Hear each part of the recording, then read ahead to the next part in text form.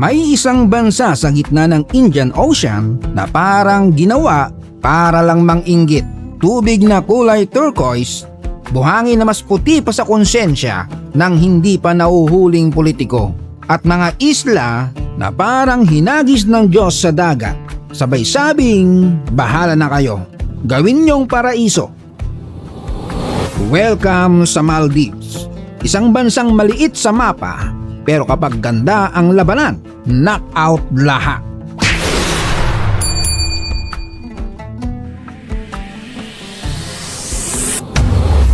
Tito John's TV.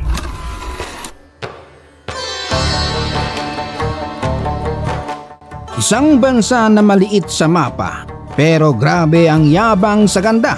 Parang pinakapandak na tropa, pero siya yung may sports car. Higit 1,000 maliliit na isla na bawat isa mas maliit pa sa subdivision nyo na may 3 chismosa sa kanto. Para sa turista, dream destination. Pero para sa delivery driver, bangungot. At hindi lang ito Instagram paradise. Hindi lang ito honeymoon capital ng mga artista at may kaya. Sa mga Maldivian, ito ay banal na tahanan, isang lupaing hinubog ng dagat, kasaysayan at pananampalataya. At alam mo ba na 100% ng populasyon dito ay Muslim? Kung bakit 100%, balik tayo sa nakaraan. Noong 12th century, may dumating na Arab trader, preacher sa Maldives, si Abu al-Barakat. Hindi siya influencer, pero solid ang impact. Noong panahong iyon, Buddhist pa ang mga isla. Pero dahil sa trade connection nila sa Arabia at India at malakas na impluensya ng Muslim merchants, unti-unting niyakap ng hari ang Islam. At alam mo naman, pag hari ang nag-decide, damay buong kingdom. Walang botohan, walang survey monkey. At yun, naging Islamic Sultanate ang Maldives. Simula noon, naging bahagi na ng batas at kultura nila na Muslim ang buong population. At hanggang ngayon sa constitution nila, required na Muslim ka para maging citizen.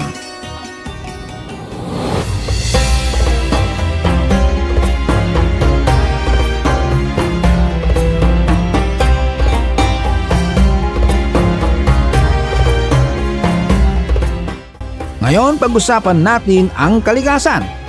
Hindi lang maganda, parang hindi totoo. Yung kulay ng dagat pabago-bago, pero lahat panalo. Yung coral reefs, parang underwater city. May isda na kulay rainbow na mas makulay pa sa piyesta. At mga palm tree na sumasayaw sa hangin ng monsoon. May mga isla na tahimik na maririnig ang tawa ng mangingisda habang inaayos ang lambat sa dapit hapon. May mga isla na may luxury resort at yung mga villa na nakalutang sa tubig parang panaginip.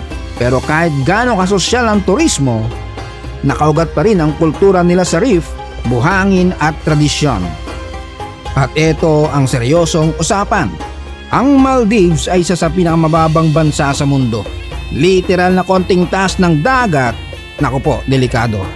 Habang tumataas sa mga sea level, nakatayo ang Maldives sa frontline. Pero hindi sila panic mode. Ang pananampalataya nila ang nagtuturo ng pasensya at tiyaga. Dahil bago pa man dumating ang tourism, pangisda ang buhay ng Maldives. Ang tuna nila kilala worldwide. At alam mo ba na handline fishing ang gamit nila? O pamimingwit lang. Hindi destructive nets. Isang isda, isang hila. Para sa kanila ang dagat parang kapatid. Hindi sinisira, hindi sinasamantala. Sa ngayon nga ay tourism ang pinakamalaking haligi ng ekonomiya. Milyong-milyong turista, mga honeymooners, mga celebrity, mga influencer na may drone. Pero hindi madali ang balanse. Mahirap pagsabayin ang luxury at kalikasan. Infinity pool versus coral reef. Aircon versus monsoon breeze. Ito ang sayaw na ginagawa ng Maldives araw-araw at hanggang ngayon maayos pa rin. Simple ang buhay. Mga bata nag-aaral habang palubog ang araw. Mga babae naghabi ng banig, nagluluto ng pagkain na may niyog. Mga lalaki naglalayag sa madaling araw. Hindi flashy, hindi maingay, pero may dignidad. May mga moske dito na gawa sa coral stone. Tahimik na saksi ng daang-daang taon ng panalangin. Sa pinakamaliit na baryo, maririnig mo ang Quran na hinahalo ng hangin sa tunog ng alon, parang natural harmony. At kung may resort na sosyal, may Pinoy sa likod niyan, automatic.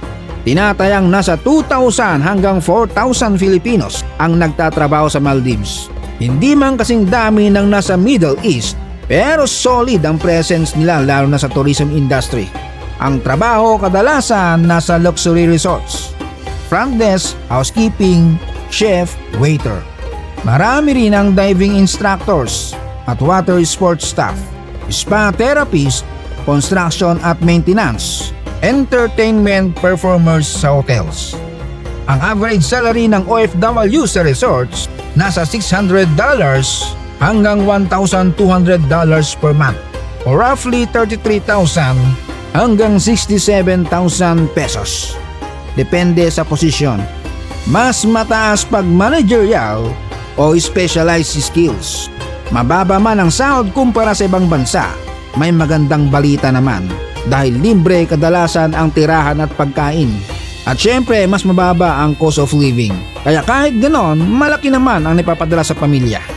Pero syempre hindi puro postcard life dahil maigpit ang batas. 100% Muslim country at limitado ang nightlife. Work mood talaga, hindi vacation mood. Sa madaling salita, habang ang turista nagse-selfie sa sunset, ang Pinoy nagtatrabaho sa likod ng eksena, tahimik pero astig. Ganyan ang buhay ng Pinoy sa Maldives. Dagdagan ng ipon, bawasan ng arte, focus sa pamilya. Ang Maldives hindi lang postcard, hindi lang sana all. Ito ay patunay na ang tunay na yaman, hindi nasusukat sa laki ng lupa, kundi sa lalim ng paninindigan. Habang ang klima umiinit at ang dagat tumataas, may isang bansang patuloy na nakatayo. Tahimik, matatag, may pananalig.